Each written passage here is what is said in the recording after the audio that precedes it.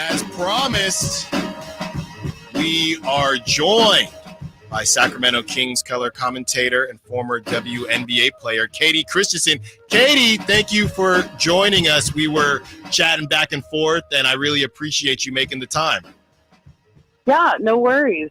I'm happy to come on, happy to squeeze out the time. It's the last 2 days of school, yesterday and today, so it's a little bit chaotic, as most parents know. Yes, trust me. I was gonna say I can't wait for it with toddler Stiles only being one, but I don't know if I should say I can't wait for that. Maybe I should just enjoy her being 1 year old. Yeah, I think that, enjoy that time, because pretty soon, once they go into school, your schedule is no longer your own. Oh, man. All right. Well, I will definitely try to enjoy her nap time today after the show. Time. Oh, I miss those too, yes. Kayte, let's start here, as Chris just laid out really two huge trades that the Kings may or may not get into. We're all playing GMs at this time of the year. Do you think the Kings need to make a quote unquote, and I guess big is a relative term, do you think the Kings need to make a big move this offseason in order to compete at a championship level next season? Yeah, I mean, there's obviously pieces missing, right? This team has been phenomenal the last 2 years, but you saw how vulnerable they are with just one injury. You look back to the previous season, and they were probably the most healthy team in the league, and they had kind of a Cinderella story type, season. And then you fast forward 1 year and you start having injuries and people out, and, the injury to Malik Monk and the timing of when it happened. I mean, that can make or break a season, and it basically did. So, you've got the situation with Malik Monk, no telling what's going to happen there. I think everyone kind of has a feeling that it might be really difficult to retain him. And if that were the case, then that's a serious hole to fill in this lineup. But then you also have to look at the fact that, you have other pieces that you definitely need. A year ago, Dallas didn't even make it into the play-in tournament. Right. And they traded for Kyrie and, still trying to figure it out. And then now they're in the NBA finals a season later. So things can change very quickly. And the Western Conference is just brutal in every way, shape, and form. And so you've got to think that teams like the Lakers and, the Warriors, like, what are they going to do? So you have to be able to compete with the talent that's in the West. And you have to pray for staying healthy. So, yeah, I mean, it's the time of the year where everyone's saying this name, that name, whatever. And I personally try to stay out of it because it's like, it's all, conjecture. You're trying to project something that, there's no way of telling what's going to happen. And it's kind of the same thing looking back to the trade line, where there's criticism of like, oh, they should have made a move. But we, as the public, have no idea what was on the table and what was being asked for. So it's really difficult. I think that Monty and Wes have done a good job in their time here, that they deserve a little bit of credit. And even when we don't know the details of things not happening, you gotta kind of believe, based on what they've done in the past, that, listen, they're doing the best they can without giving up really critical pieces to the, puzzle moving forward. And I think one of those is Keegan Murray. I know a lot of people really like his game, and he's only in his second year. Would you want to give him up? I think he's going to be an all-star. Fast forward 5 years, I think no doubt that Keegan Murray is an all-star in this league. Now, if they were asking for Keegan, would you give that up to get something that may or may not stay past, the end of their contract? It's really difficult, all the different things that factor into moves and building a roster. So, you got to understand this is an important off season, and I'm just going to kind of sit back and see what kind of transpires.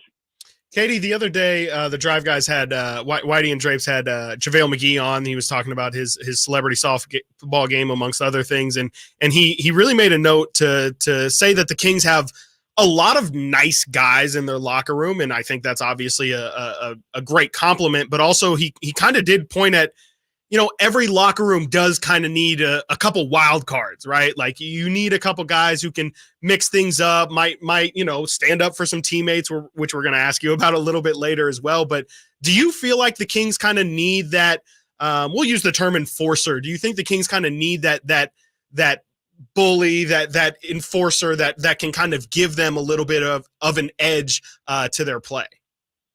I think every team in the NBA needs that. And I think that it is really, really important to have that. Like, if you look back traditionally, like Matt Barnes is a great example. Pretty much every team he was on, he was that vocal guy, doesn't care if people like him or hate him or what. He's got his teammates' backs. But, I've kind of talked with Jason and Carmichael Dave on their show throughout the season. I think it's a critical thing for every team to have to be successful. Now I ask the question, can you go on each team and name the person that is for each team in the league? I feel like there's not many of those left. I mean, even in the finals now. Yes. Like, who is it? Who's going to be that guy that gets in people's faces from Dallas?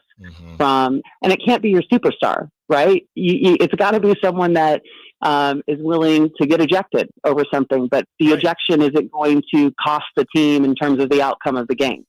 And so I sit here and I'm like, it's kind of a dying breed. There's not many of those in the NBA. And I think a lot of it comes from the fact that these guys are all so close off the floor, like trained together. They've come up together through, their year in college, AAU, like everyone knows each other so well and they're friends. And I think that has kind of shifted the mentality in the NBA from, what you saw in the 90s, maybe the early 2000s. But yeah, I think it's a bonus to have that on every single team. And, Trey Lyles is the only one on our team that I can say, you stood up to some people, Brooke Lopez, whatever. But I'm like, he's doing his best. That's not his nature.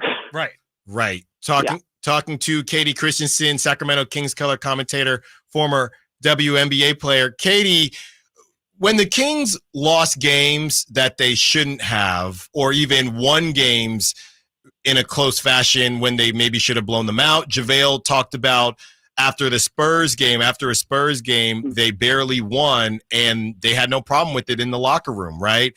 And JaVale had to speak up. So we take calls from listeners, and they want to blame the players. They want to blame the coaching. And it's led to a conversation about the leadership on this team. Do you think, as well as the talent needs to take a step forward next season, do you think the leadership on some level needs to take a step forward as well, whether it be coaching or from the players?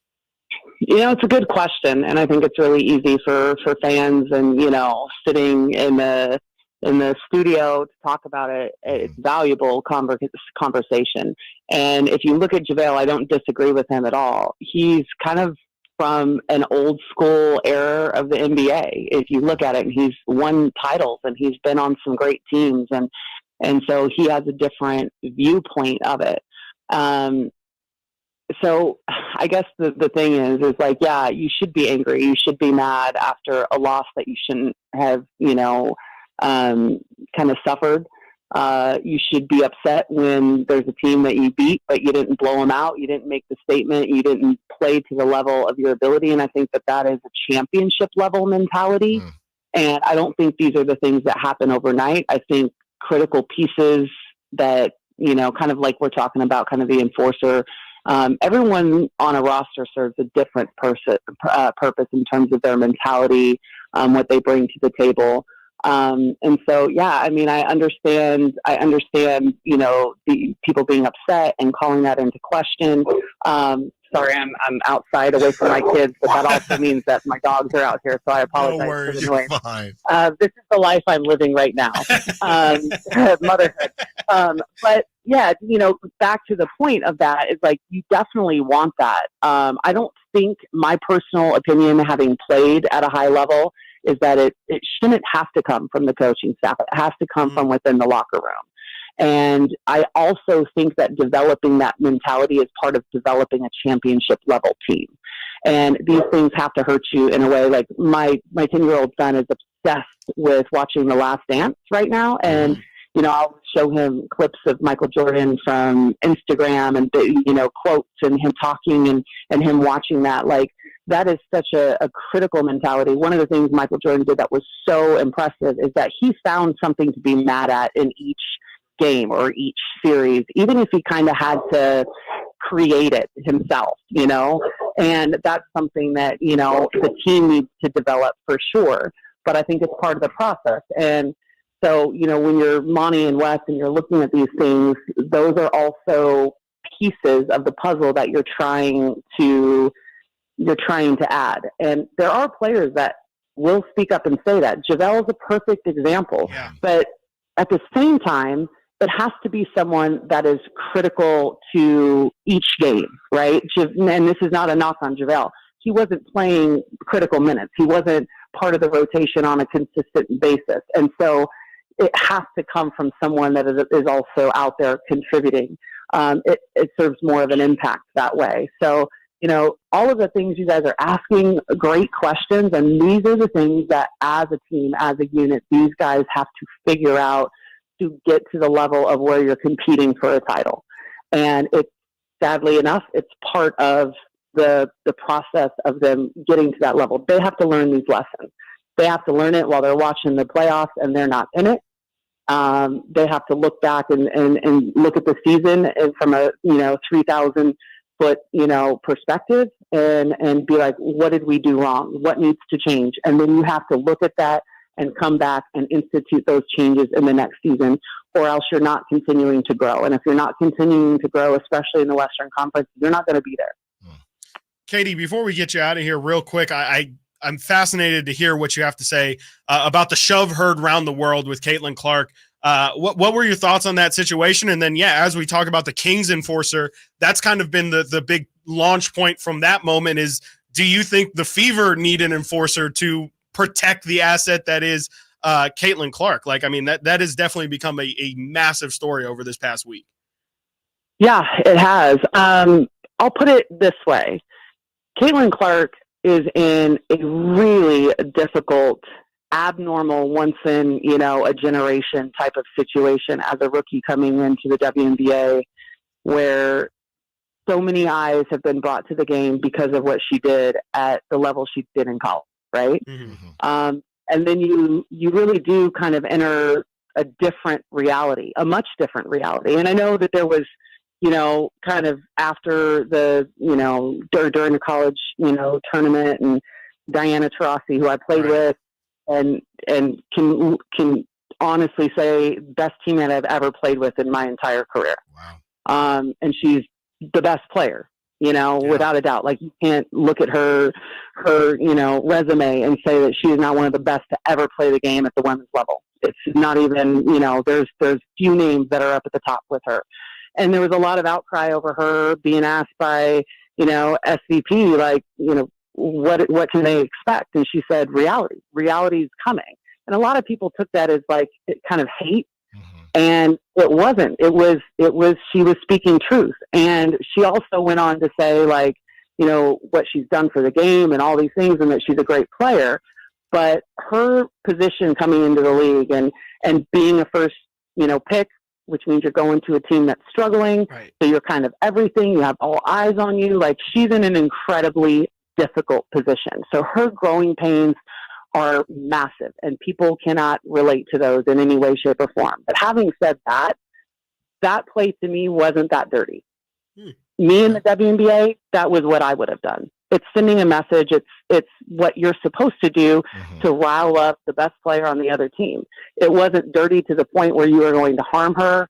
It wasn't a shot to the head. It was a body check that sent her kind of flying in a situation where she wasn't in trouble. Like, she wasn't going up for a shot. She wasn't going to come down and fall wrong. Chances of major injury. It wasn't there. Right. And so people don't like it, but that's fine. That's the reality. If that was the team you were cheering for, the player you're rooting for, you don't have an issue with it. What I will say is that none of her teammates having an issue with it happening is the problem. Right. And so not only is she dealing, Caitlin Clark, with all of the things that I just talked about, she's also dealing with having to deal with that on a team where there may or may not be an inevitable jealousy about the attention that she's receiving. These are all grown women that are professionals that have been playing the game at a high level for a long time. And so you're dealing with some ego there, and that's understandable. That's where the coaching staff really has to do a better job, in my opinion, of being connectors. making sure that this team is like, it's not ever about Caitlin, it's about us, and making that the environment every single day. But yeah, I when I saw it, I was like, okay, yeah, it was a body check. It was a little bit out of bounds, but it wasn't out of bounds to the degree where it deserves, in my opinion, nearly as much attention as it's getting. If it happened to somebody else, we wouldn't be talking about it, right? It happens all the time. It's just that it happened to Caitlin Clark. Yeah. And so, yeah, I mean, to me, it's like, okay, I get people being upset. I get it. I'm more upset with the fact that not a single player on her team came to be that enforcer, get in their face, like push them back. Like, that's not okay. You have to know that your team has your back as well. And that's how you build connectivity as a team. Yeah, I was just going to say, Katie, I mean, you talked about it happening with other people, and I think it happened to Angel Reese a couple games before, and she called it out in the press conference and said, well, nobody asked me when that happened to me. So I think everybody is just trying to navigate these new waters. And Katie, I'll tell you this much. We want to get you out of here, and thank you so much. And be sure, we were going to say it's going to be really hot. Make sure you keep the dogs safe and, not on the sidewalk, but we hear you so often when you're on with Carmichael Dave. We're really excited and thankful that you came on our show. This was great stuff. Yeah, anytime, you guys. I love to help you out. Thank you, Katie. That was Kayte Christensen. Thank you so much. Kayte Christensen, Sacramento Kings color commentator and former WNBA enforcer. I'm calling her an enforcer. That is Chris. She said she would have done it. That's right. That was wrong burgundy there. Chris wrote it. it. I said it. Thank you so much, Katie. Hopefully we will talk to you soon. Coming up next, we react to everything that Katie said. We get your reactions to everything that Katie said. 916-339-1140. Stiles and Watkins, Sactown Sports.